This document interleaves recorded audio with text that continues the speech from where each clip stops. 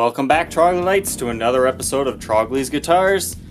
Today we have the last 2550 that I'll probably have on this channel for a while anyways, because this is the last one that my collector buddy is selling. It's the end of his collection for now, until his investments play out. Then he'll definitely be buying lots of these back. But this is probably the nicest natural one I've had, because I mean, just look at this flame top. It is very active. There is a very nice one on Reverb that has wider flame, but it's not as complete as this example. So I'm going to go ahead and say this is the nicest natural one currently on the market. I'll turn off the light so you can kind of see some of the flame a little bit better here. I mean, not only does it have a very nice top, but kind of like that 2550 from a week or so ago, it has a crazy neck. You just look at this. It's insane. So this one is in collector's grade condition. It does have a few, minor nicks and dings, but we're going to go over all that right now. It's definitely very good condition. We'll start with the headstock here. There are some very, very minor string change scratches and some light dust on the face of the headstock here. There is also a very, very, very minuscule ding on the wing here. It's really not that bad, but I would like to point it out if I can. There, you can kind of see it. I mean, it's very minor. But the guitar is all original. It's in excellent shape. Ebony fretboard and frets are in good shape. Frets show next to no wear, except for, sitting in the case type of wear. Beautiful Super 400 inlays. Once again, this top, explosive. We'll kind of run the light over it. I mean, there are some very light picking scratches and polish swirls, but overall, very minor. It's mainly just on the pick guard here.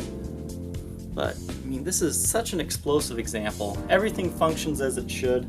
Onto the back of the neck here.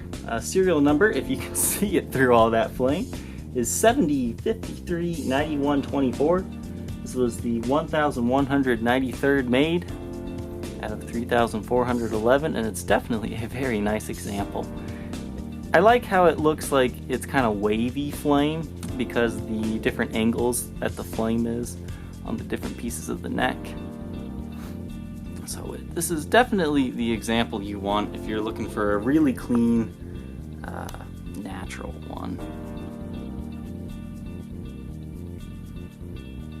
No major nicks or dings on the neck. The back's pretty clean as well here. Now, unfortunately, the pickguard doesn't still have the plastic on it, but the back plate does. So it's almost a 100% complete example. You're just missing the plastic on the front pickguard, like that other tobacco one I have. But this is just such a clean collector's edition one. It kind of saddens me to be selling my buddy's collection like this, because I don't think he ever thought he was going to sell this one. I mean, this is one that you keep under your bed. You don't even show people it because that's just how nice it is. That we're not in such bright lighting, you can kind of appreciate the flame top a little bit more. There is a lot of wood grain underneath too, and that's what I really love about this example. Usually, if you're lucky, you get one of these eye formations, but this one actually has two. There's one here, and the wood in that area is slightly darker, so it kind of gives it a spooky vibe. And underneath the pickguard is equally as flamed, so I wouldn't blame you if you took the pickguard off on this example. But, I mean, once again, just take a look at that. The gold hardware is in great shape. Original TP6 tailpiece. Original bridge made in West Germany, it says, which is a rare iteration for that bridge. And you do have some very, very slight checking or lines here on the pickup covers. But overall, nothing too bad. Something I do want to point out here that's kind of a factory error. It looks like the staining of this wood kind of expanded in that area. You can see how it's slightly larger there. That is a factory blemish. I don't think they even caught it, but I just wanted to point it out. That way you don't get it and are upset by it, because I didn't point it out. Another area to go over here is it looks like some of the clear coat has like not faded the same way, or it's been worn off somehow. It's definitely a lot more apparent in person. You can kind of see how it's more yellow there and white in this area. That's usually what happens when it wears off, but I find it hard to believe that it got worn off by playing, so that might be another factory error. Take a quick look under Blacklight here to show that it's all good. Maybe you can see the ding a little bit better under Blacklight here. It's right on that corner. I mean, it's very minor, hardly even showing up. Front of the body's in good shape. This really helps you see the wood grain, original knobs. Everything's looking good. On the back of the headstock here, everything's looking good. No breaks, cracks, or repairs.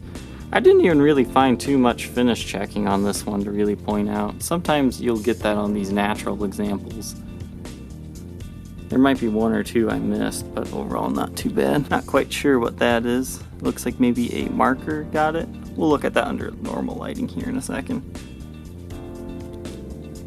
But everything looks good so far.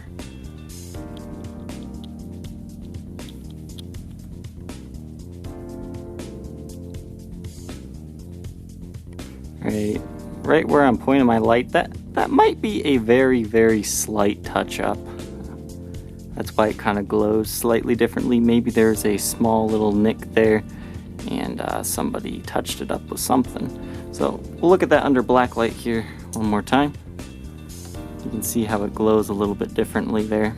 So besides that, the guitar's in good shape. You got a little bit of clear coat wear there.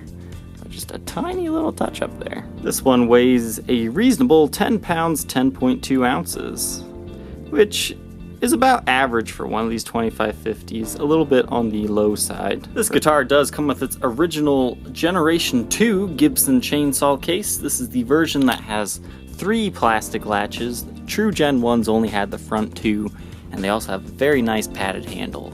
These are the best cases ever made. I kind of hoard these cases myself. I think I've got like 15 or so of them just for if I ever need them. But this one is in good shape, and unfortunately the lid ribbon is not present on this example, but a lot of them are missing it. You've got some very light rust on the hinges, but nothing too bad that affects the usability of the case. Overall, the case is in good shape, including the interior. It's got a lot of padding left to it. You can see some light wear here, but nothing too bad. Inside here will sleep all of the original case candy that this guitar came with. It's got a Gibson making history yesterday, today, and tomorrow, American made, world played type thing. And just saying how quality Gibson is. You have the owner's manual. Flip through it, you can read through that when you get it, and your warranty card. And this one was also from Rocket Music, same as the other one, so I'm guessing they were probably bought at the same time. And of course the 2550th anniversary belt buckle. These things are very rare, and when they are with a 2550, usually that's the 2550 that sells first. I actually have a few spares of these that I've accumulated over the years, and I've been able to sell them for upwards of $1,000 a piece. So it's definitely a plus to have this with this one. There is a little bit of some tarnishing in that area, but overall these are very cool pieces of history. We will be demoing today through a Marshall JMP 1C 1-watt tube amplifier.